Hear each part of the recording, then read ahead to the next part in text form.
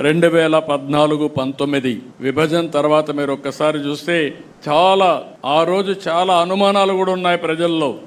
ఆ రోజు ప్రజలు ఆలోచించింది, ఆదాయం వచ్చే ప్రాంతాలు తెలంగాణకి వెళ్ళాయి, మనకు జీతాలు వస్తాయా, పింఛన్లు వస్తాయా, ఆదాయం ఎక్కడి నుంచి వస్తుందని చెప్పి బాధపడితే 5 సంవత్సరాలు ఎవ్వరికి ఇబ్బంది కలగకుండా అభివృద్ధిలో కానీ సంక్షేమంలో కానీ భారతదేశంలో నెంబర్ 1గా చేశాం.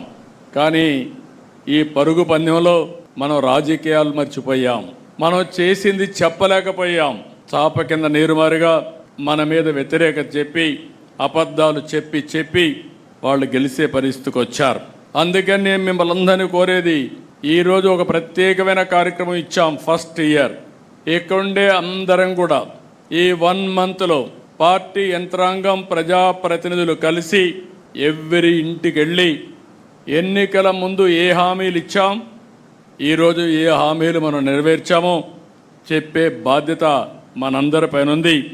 దాని మీద ఒక యాక్షన్ ప్లాన్ తయారు చేసుకోవడానికే ఈ కార్యక్రమం పెట్టామని చెప్పి కూడా నేను మీకు తెలియజేస్తున్నా.